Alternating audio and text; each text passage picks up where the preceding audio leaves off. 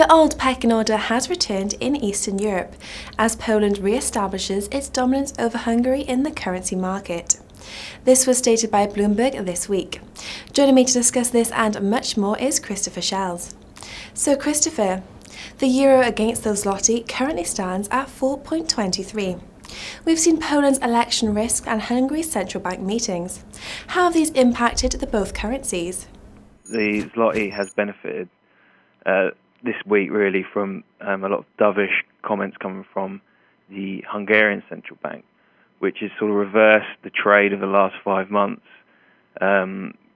which we saw people going long the foreign against the zloty, mainly due to Polish election risk. That's sort of been a nice little earner for sort of 5 months really. So we're just seeing a slight unwind of those positions. And the sort of immediate election fear in Poland has sort of subsided for now. But wouldn't say the zloty has re-established its dominance in the CE sphere, not in the short term anyway, because markets are pricing in rate cuts starting from spring next year with the likely change in the MPC when the new government get to choose I think six of the new members from February, and that coupled with a looser fiscal stance likely from this new government, it means their upside risks remain to Euro PLN. And even Moody's last night said that the Polish election result was credit negative. So it was quite sort of scathing over the new government's policy direction, claiming it's short term and has adverse fiscal and economic effects. But having said that, in the longer term, I think most people would agree, unless the new government make wholesale sort of constitutional changes to allow a lot more fiscal largesse, then Polish fundamentals remain pretty strong, and thus in the longer term, the zloty is a sort of bullish bet. We see Euro PLN eventually settling down near a 4 to 4.1. More towards the end of next year, 2017.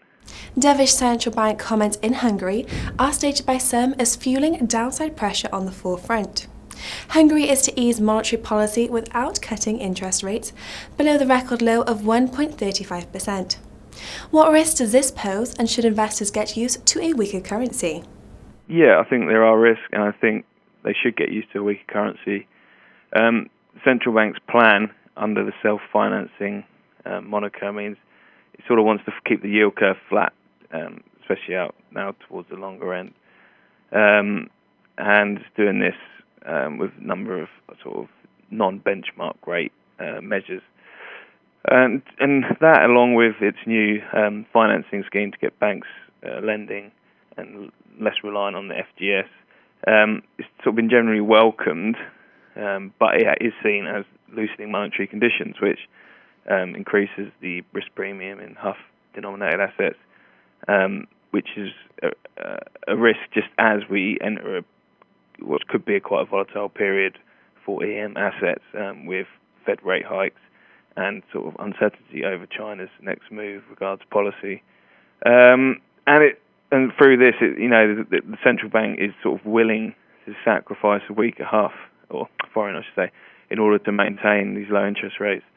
They've worked hard with the government to reduce FX exposure of households and corporates, so they're sort of more willing to accept a weaker exchange rate.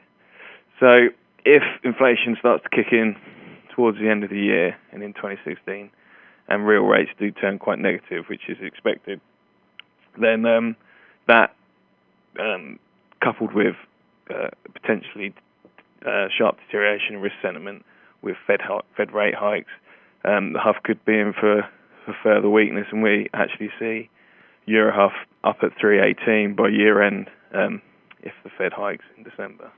The Czech National Bank kept its 2-week repo rate on hold at 0.05% today. Can we expect the currency pair to move from the current 27.05 in reaction to this? Don't really see Euro Czech moving much from its current trading range, like you say, testing to 27.05. Anytime anything sort of dovish comes out from the central bank to sort of try and move Euro Czech away from its floor, another bit of strong economic data comes in, or another bit of sort of QE-related news from ECB hits the headlines. So they're sort of continuing to fight that, and I don't think today's statement from the central bank really helped. I mean, the policy decision was widely accepted, but for me, there's a slight surprise in the 2016 CPI forecast being increased slightly, and the central bank being quite confident that inflation would hit its target in the policy horizon, so by 2017 at 2%.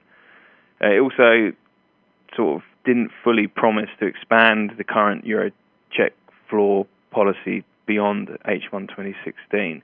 It just said it was probably going to expand this until the end of the year, which is slightly different to the sort of promise and commitment they've given till the end of H1 next year. So I still see Eurocheck testing the 27 floor, especially with the bullish growth forecasts out there. And unfortunately for the central bank, this probably means that it's unlikely to get away with exiting this policy smoothly as it hopes. I think large interventions are going to be needed even once the floor is officially removed. Well, Christopher, thank you for speaking with me today. Tomorrow is the last day of this trading week, so be sure to click back for our weekly wrap-up provided by Monica Gibson. Goodbye for now.